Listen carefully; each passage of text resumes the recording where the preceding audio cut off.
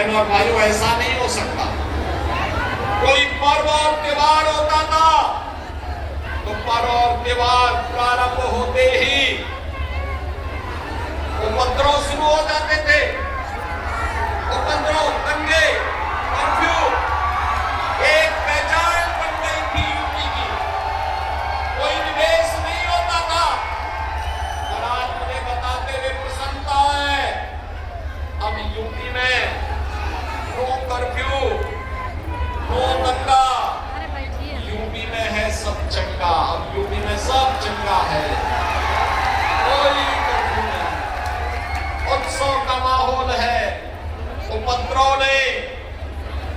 हमने तो बेटी और व्यापारी की सुरक्षा में सेंध लगाएगा, जो युवाओं की नौकरी में सेंध लगाएगा। नोट करना कोई जगह होगी, या जेल होगा या जहन्नुम होगा, तीसरी कोई जगह नहीं होगी। भाइयों, हमारा युवा असीम ऊर्जा का केंद्र है, प्रतिभा का केंद्र है। उस युवा को प्लेटफॉर्म मिलना चाहिए। पिछले 12 वर्ष में प्रधानमंत्री मोदी जी के नेतृत्व में उन युवाओं को एक प्लेटफॉर्म मिला है। प्रधानमंत्री स्टार्टअप की योजनाएं, प्रधानमंत्री स्टैंड अप की योजनाएं, डिजिटल भारत की योजनाएं, एनईपी 2020 और अनेक ऐसी योजनाएं हैं। मिशन रोजगार के अंदर भी देश के अंदर लाखों नौजवानों को नौकरियां मिल रही हैं। और मुझे बताते हुए प्रसन्नता है, पिछले 9 वर्ष में 9 लाख से अधिक नौजवानों को सरकारी नौकरी अकेले उत्तर प्रदेश के अंदर की परियोजनाएं आपको दी जा रही है।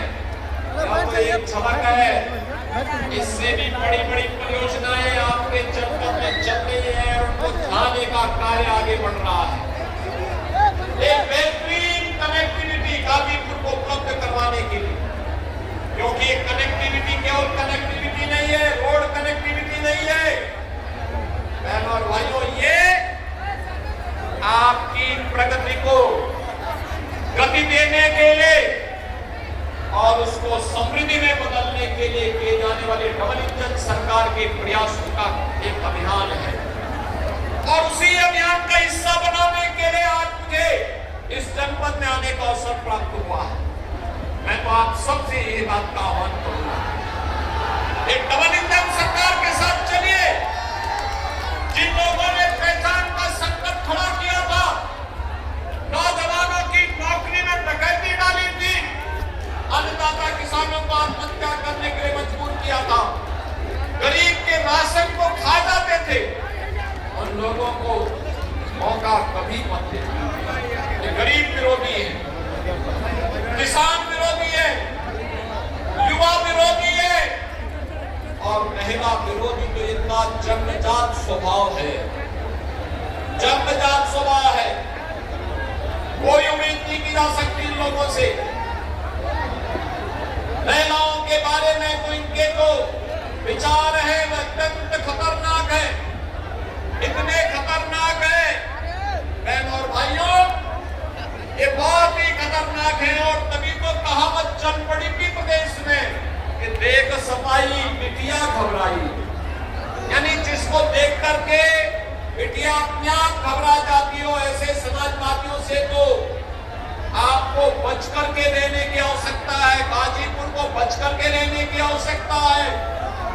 जिन लोगों ने यहाँ की पहचान पर संकट खड़ा किया था, उनसे बचने की आवश्यकता है। और मैं खास तौर पर युवाओं से कहूंगा, हमारा युवा प्रतिभाशाली है, ऊर्जावान है। ऊर्जा सकारात्मक दिशा में जाएगी तो प्रगति के नए नए प्रतिमान को स्थापित करेगी।